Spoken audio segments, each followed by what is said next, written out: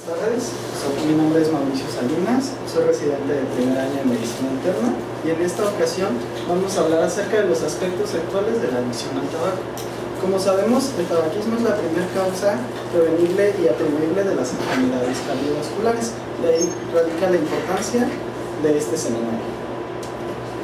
Como contenido de este seminario abordaremos lo que es la introducción, en la cual revisaremos los aspectos epidemiológicos más importantes, así como la trascendencia que ha tenido a lo largo de estos 50 años el control del tabaco.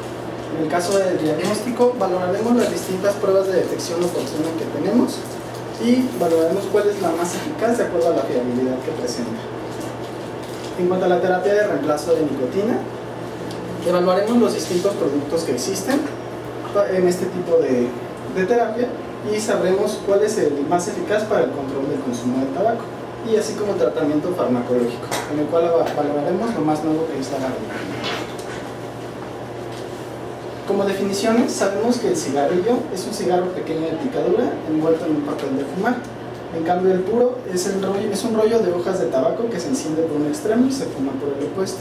El tabaco per se refiere a la planta Nicotina tabacum y a sus sucedáneos, ya sea de forma natural o modificada. La adicción o dependencia, de acuerdo a la DSM-4, va a ser un estado psicofísico en el cual interacciona un organismo con algún tipo de droga, en este caso el tabaco, que va a ocasionar un impulso irreprimible para el consumo de dicha sustancia, ya sea de manera continua o periódica, a fin de experimentar los efectos placenteros de dicha sustancia y evitar el malestar por la privación de la misma.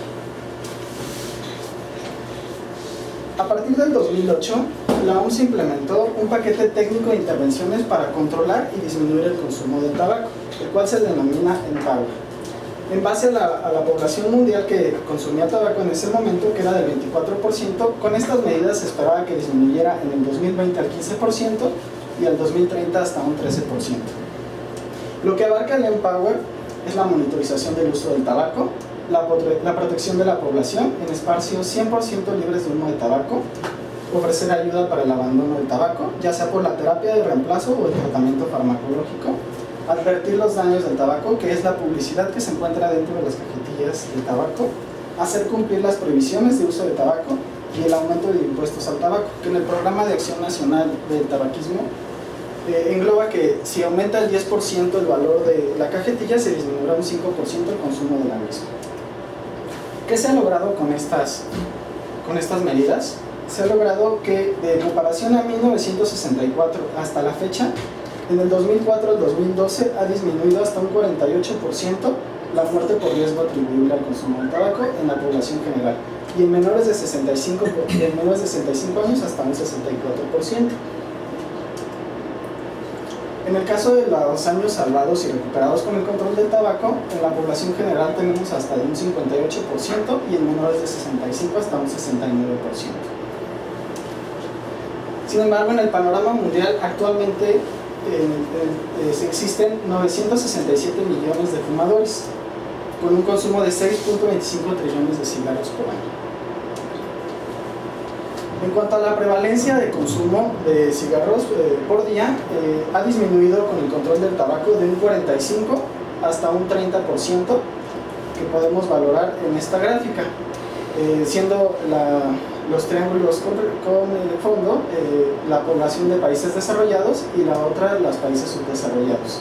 Y en el caso de las mujeres ha disminuido desde un 10.6 hasta un 6.2%, principalmente en países subdesarrollados. Lo cual podemos ver que una tasa media anual del 0.9 hasta el 1.7%, que podemos ver aquí.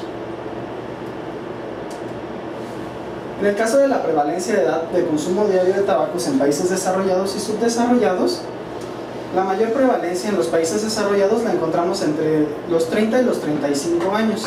En el caso de los países subdesarrollados, hasta de 40 a 45 años. En el caso de las mujeres ha habido un alza en cuanto al consumo diario de cigarros. En este caso, sobre todo en la población, de un 45 hasta un 50, de 45 a 50 años. A nivel mundial existe diferente consumo de cigarros por día.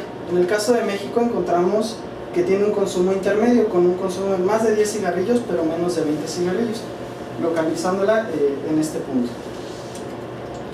Sin embargo, ¿qué está pasando aquí en México? Según la encuesta nacional de adicciones, tenemos 14 millones de mexicanos que son fumadores activos, lo que equivale a un 18% de la población.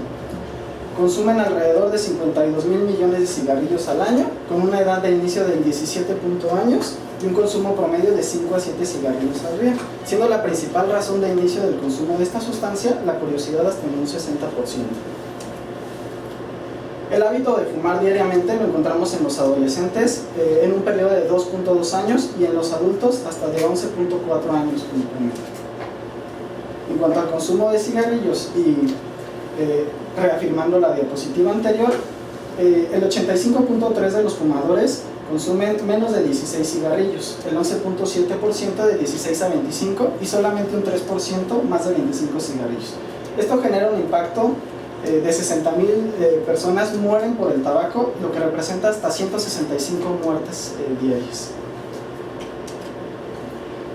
Según la encuesta global de consumo del tabaco, la cual se realizó en el 2009 aquí en México, compara la encuesta nacional de adicciones teniendo resultados muy similares, con una población del 15.9% de fumadores activos, un consumo promedio de 9 cigarrillos, la edad de inicio de 16.4, y de esta población el 72% desean dejar de fumar. Sin embargo, solamente el 10% de dicha población lo logra. En base a lo que generó la OMS en el 2008 en Empower, se generó el convenio del marco de la OMS para el control del tabaco aquí en México, así como la Ley General contra el Tabaco con su última reforma en el 2010, que valora todo lo establecido en el Empower.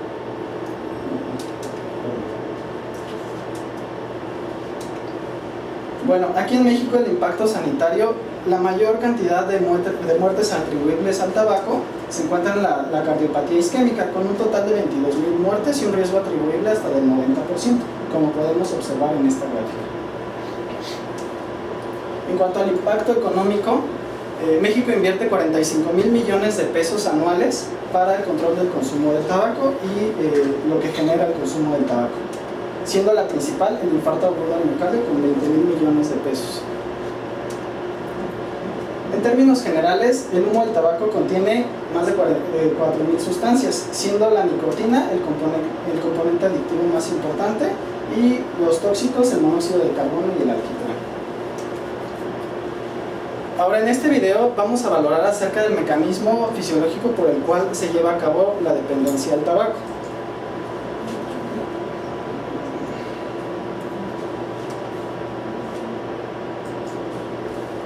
Como decía, en este video vamos a valorar acerca de cómo el mecanismo fisiológico se genera a través de la dependencia al tabaco.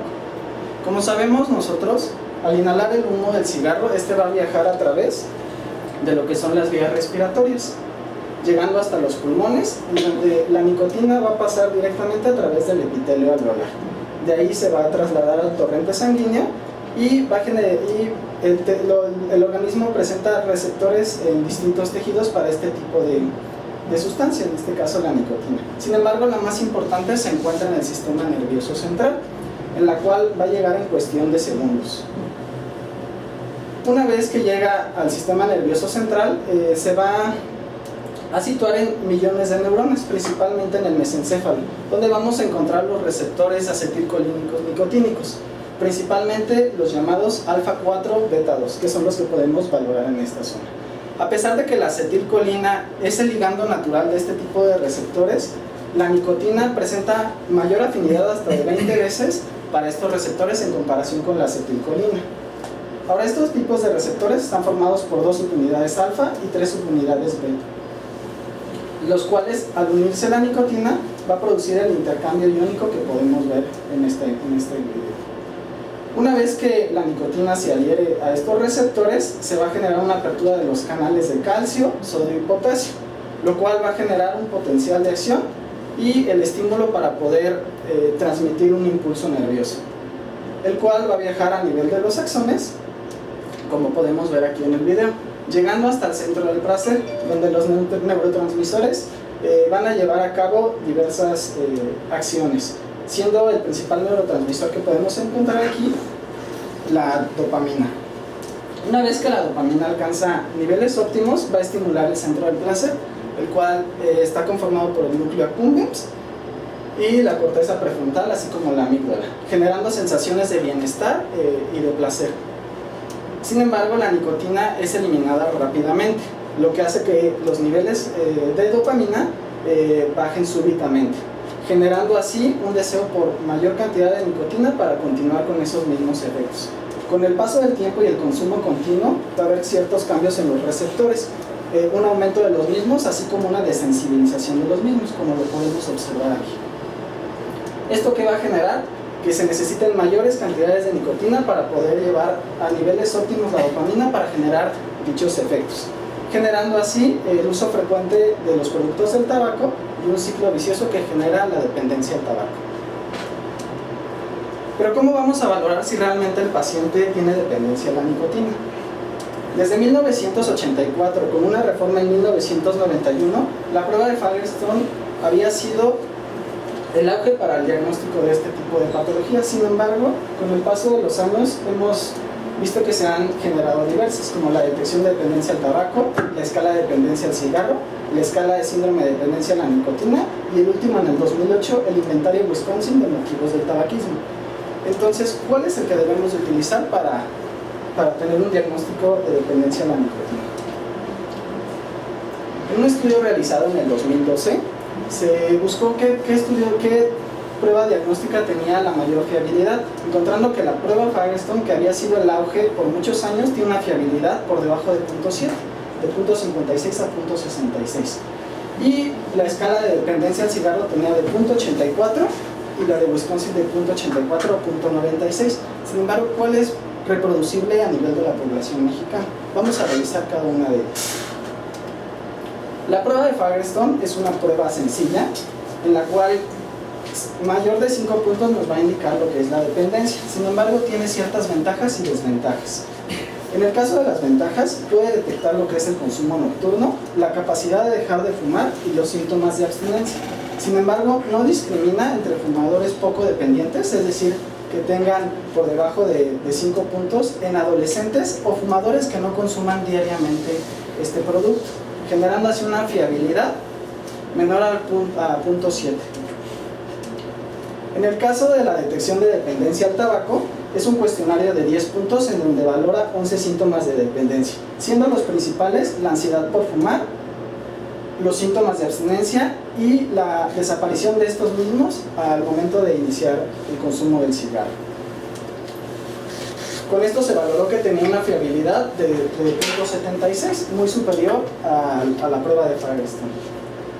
Sin embargo, la escala de dependencia al cigarro, en sus dos modalidades, ya sea de 12 ítems o de 5 ítems, ha logrado una fiabilidad hasta de 0.90 y 0.84 respectivamente.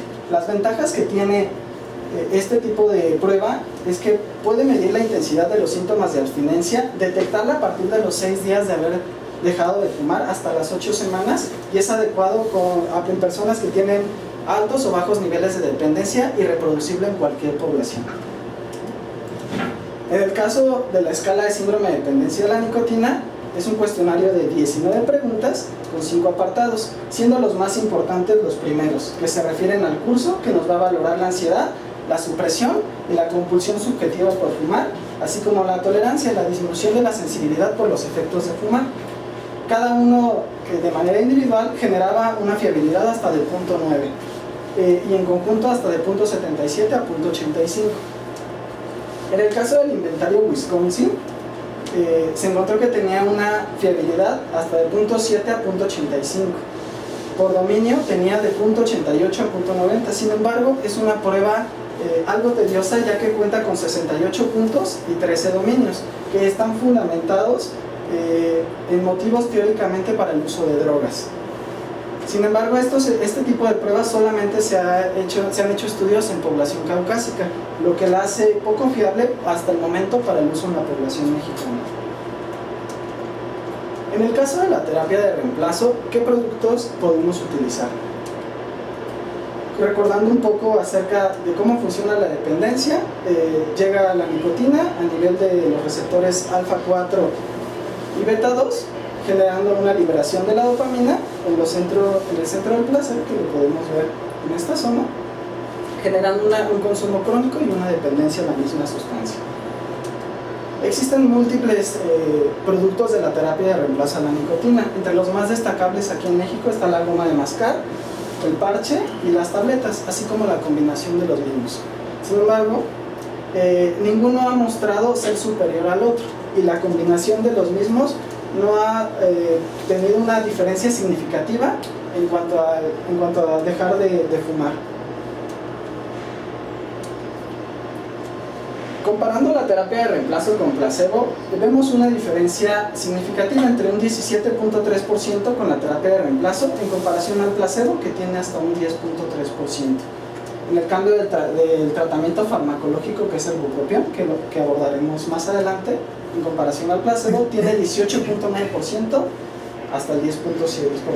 Y lo más nuevo, que es la vareniclina, tiene hasta un porcentaje de intervención del 27.6% comparado con el placebo del 11.9%. Existe controversia entre usar terapia de reemplazo y usar el medicamento bupropión. La mayoría de los estudios han mostrado que no hay una diferencia significativa.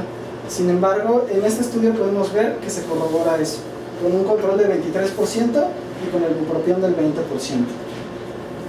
La vareniclina y el bupropión, que son la terapia farmacológica, muestra que la vareniclina tiene hasta un 21.1% de intervención comparado con el bupropión. Sin embargo, hay pocos estudios acerca de la combinación de los mismos comparado con la monoterapia de alguno. En el caso de la goma de mascar, según las guías, puedes iniciar ya sea con un consumo de mayor de 20 cigarrillos o menor de 20 cigarrillos. Consta de 3 fases, con un total de terapia de hasta de 12 semanas. Sin embargo, existen distintos tipos de gomas de mascar, en las cuales tenemos de 2 y de 4 miligramos. Sin embargo, no existe una diferencia significativa en cuanto al uso de 2 miligramos o 4 miligramos, con una razón de riesgo de hasta 0.77. En el caso del inhalador de nicotina, existen pocos estudios acerca de su comparación con placebos. Igual sigue la misma tendencia de mayores de 20 cigarrillos o menores de 20 cigarrillos, iniciando fase inicial o fase intermedia. La razón de riesgo es que tenemos en el único estudio que se pudo comparar es de 1.9, por lo que aparentemente planea hacer una terapia de reemplazo efectiva. En cuanto a los parches de nicotina, que han sido uno de los más utilizados y de mayor comodidad para la población por su liberación prolongada, tenemos que puede ser evaluado desde el consumo de más de 10 cigarrillos o menos de 10 cigarrillos, teniendo en cuenta que puede ser utilizada la dosis de 15 miligramos o 21 miligramos, siendo una liberación de hasta 16 hasta 24 horas, con un tratamiento de hasta de 12, incluso hasta 24 semanas, dependiendo del tratamiento que se utilice. Sin embargo, realmente hay diferencia entre utilizar un parche que dure 16 horas frente a un parche que dure 24 horas. Se realizó un estudio en donde se valoró tanto la duración del tratamiento como la eficacia del parche de 21 miligramos frente al parche de 15 miligramos, en el cual no hubo una diferencia significativa. Sin embargo, en este tipo de estudios el poder estadístico era muy bajo y el tamaño de la muestra era escaso, con una población de hasta 100 pacientes. En el caso de la duración, no hay diferencia entre utilizar la terapia de 12 semanas frente a la de 24 semanas. Sin embargo, los mismos estudios han sido de bajo poder estadístico.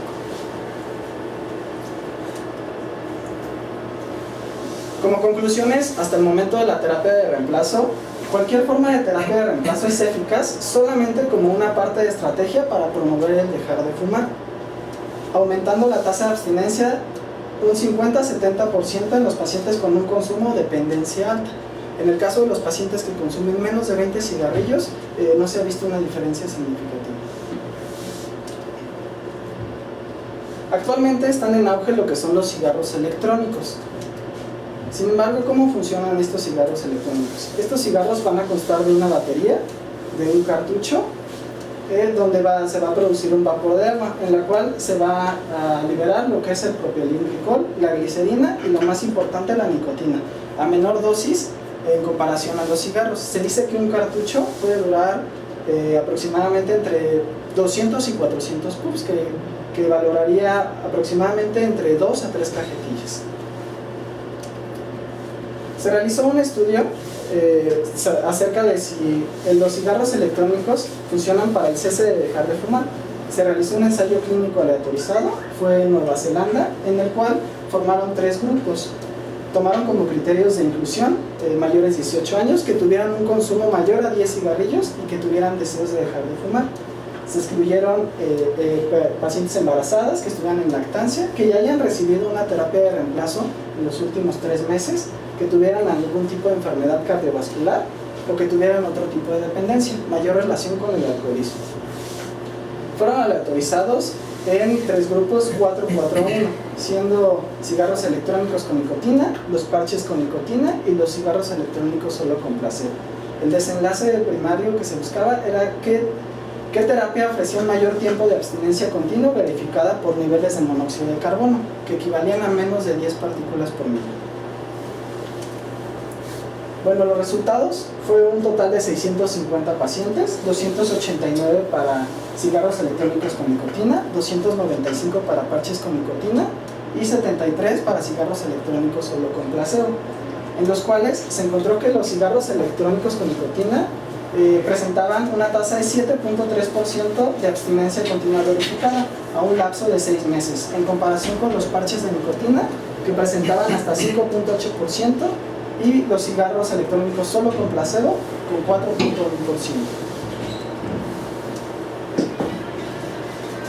La recaída de todos los grupos se llevó a cabo, se presentó en los primeros 50 días, siendo más tardíamente en los cigarros electrónicos con un promedio de 35 días, teniendo un valor significativo en comparación con los cigarros electrónicos solo con placebo. En cuanto a la disminución del consumo de los cigarros por día, encontramos que los cigarros electrónicos con nicotina disminuyeron 12.9 cigarros consumidos por día, frente a 10.5 de los parches con nicotina y 2.4 solamente de diferencia entre cada uno. Sin embargo, conforme fue pasando el tiempo del estudio, notamos que a los 6 meses la diferencia realmente es poca en cuanto a la disminución del consumo de los cigarros. Conclusiones: realmente los cigarros electrónicos no son superiores frente a otro tipo de terapia de reemplazo de nicotina. En este caso se valoró junto con los parches de nicotina. En cuanto al tratamiento farmacológico, vamos a valorar lo que es el bupropión y la vareniclina. ¿Cuál es mejor de los dos? El bupropión sabemos que es un antidepresivo que actúa a nivel del sistema noradrenérgico y dopaminérgico, que tiene un efecto inhibitorio competitivo a través de los receptores nicotínicos de acetilcolina. Sin embargo, no son receptores selectivos específicos para la dependencia de la nicotina. Como terapia, generalmente se utilizan 150 miligramos durante 3 días y posteriormente a cumplir 12 semanas con una dosis de 200 miligramos. En el caso de la vareniclina, es un agonista parcial, tiene gran afinidad y es selectivo principalmente con los receptores alfa-4 beta-2, que son responsables de la dependencia de la nicotina. Sin embargo, ¿cuál es mejor? Se realizó un estudio comparando la vareniclina y el bupropión frente a solamente la vareniclina como terapia. Fue un ensayo clínico ciego aleatorizado controlado con placebo, el cual se realizó en la Clínica Mayo, donde se llevó a cabo la terapia estándar, que son las 12 semanas, y un seguimiento hasta las 52 semanas. Como criterios de inclusión, incluyeron mayores de 18 años, un consumo de más de 10 cigarrillos, así como los deseos de dejar de fumar. Los criterios de exclusión fueron embarazo, lactancia, alergia a alguna de las sustancias o una condición médica inestable, ya fuera cardiovascular, insuficiencia renal, depresión, traumatismo craneoencefálico, algún trastorno psicótico e hipertensión no controlada. Se aleatorizaron 1 a 1, en un grupo se valoró la vareniclina con el bupropión y en otro la vareniclina con un placebo. Las dosis de la vareniclina de la terapia estándar son de 0.5 miligramos durante 3 días, de 0.5 miligramos del cuarto al séptimo día y de 1 miligramo cada 12 horas hasta las 11 o 12 semanas. La terapia de bupropión se basó en la terapia estándar de acuerdo a las guías. El desenlace primario fue buscar la confirmación bioquímica prolongada de abstinencia durante las 12 semanas de tratamiento, En comparación con otros estudios, los niveles de monóxido de carbono fueron menores de lo que generalmente se utiliza. En este caso fueron menos de 8 partículas por millón. En cuanto al análisis estadístico, se realizó por intención a tratar. Se calculó un tamaño de la muestra de 250 pacientes por grupo, con un poder estadístico de mayor del 80%, buscando los efectos adversos a través del test de Fisher. En cuanto a los resultados, se encontraron 506 pacientes que cumplían los criterios adecuados para el estudio, siendo 249 para el primer grupo y 257 para el segundo grupo, con un tratamiento completo del 63% en el primero y del 61% en el segundo. Las características de la muestra eran homogéneas. Bueno, ¿qué arrojó este estudio? La abstinencia por 7 días no tenía una diferencia significativa a las 12, a las 26 y a las 52 semanas en ninguno de los grupos. En cuanto a la abstinencia prolongada, los resultados que arrojaron fue que la combinación de la vareniclina y el bupropión tenía un valor significativo en comparación con la monoterapia con vareniclina. En cuanto a los efectos adversos que encontramos, los más representativos fueron ansiedad y depresión, siendo más importantes en el grupo con la terapia combinada que en el grupo con la monoterapia. Sin embargo, la ansiedad fue poco significativa en comparación con otros estudios. En cuanto al consumo de fumadores de más de 20 cigarrillos, a las 12 semanas no había una diferencia significativa en la abstinencia por 7 días. Sin embargo, en la abstinencia prolongada se podía ver que la terapia combinada era superior en comparación con la monoterapia. Y valorando la prueba de Fagerström, que es la más utilizada, se encontró que a las 12 y a las 26 semanas no había una diferencia significativa en pacientes que tuvieran más de 5 puntos o una dependencia. Solamente hubo una diferencia a las 52 semanas, mientras que a la abstinencia prolongada, la terapia combinada mostró ser más eficaz. Como conclusiones de este seminario, quisiera puntuar lo siguiente. La adicción al tabaco es la primera causa de enfermedad prevenible por riesgo atribuible en las enfermedades cardiovasculares, por lo que el control de este generará un gran impacto económico y sanitario, recayendo todo esto en lo que generó avances desde el 2008 denominado Empower, que ha tenido un impacto en diversas poblaciones y una de ellas es México. Dentro de las pruebas diagnósticas, la escala de dependencia al cigarro, es decir, la CDS por sus siglas en inglés, es la prueba de detección oportuna de la dependencia a la nicotina de mayor fiabilidad y reproducibilidad en cualquier población. A pesar de que el cuestionario de Wisconsin tiene una fiabilidad mayor que cualquier otra prueba, esta solamente ha sido probada en poblaciones caucásicas. Haría falta realizar estudios en población mexicana para saber si es óptimo para la valoración de la dependencia a la nicotina. La terapia de reemplazo de nicotina es una herramienta efectiva en el cese del consumo del tabaco, siempre y cuando se acompañe de algún tratamiento farmacológico, ya sea bupropión o vareniclina, independientemente de la terapia de reemplazo utilizada. Cualquier tipo de terapia de reemplazo utilizada junto con el tratamiento farmacológico ha mostrado ser eficaz. Los cigarros electrónicos no mostraron ser superiores a cualquier producto de la terapia de reemplazo de nicotina. A pesar de que hay estudios controversiales, la mayoría muestra que no hay una diferencia significativa entre el uso de los parches de nicotina en comparación a los cigarros electrónicos u otro tipo de terapia de reemplazo. La terapia combinada de bupropión con vareniclina en comparación con la monoterapia de vareniclina es más eficaz en la abstinencia prolongada. Realmente lo que buscamos nosotros es que el paciente continúe en abstinencia, por lo que la terapia combinada promete ser un tratamiento eficaz a largo plazo. Hacen falta más ensayos clínicos acerca de la combinación de estos fármacos. Solamente encontramos 2 estudios que comparan la terapia combinada con la monoterapia de cualquiera de los dos. En todos mostró ser eficaz. Sin embargo, una comparación de terapia combinada con placebo no ha sido estudiada, porque sería un tema interesante de abordar para saber qué nivel de efectividad tiene este tipo de terapia. El modelo de dejar de fumar no se constituye con una sola herramienta. De hecho, en todos los hospitales y los sitios donde la gente trata de dejar de fumar, hay una cosa que llaman las clínicas para dejar de fumar, que son intervenciones multidimensionales.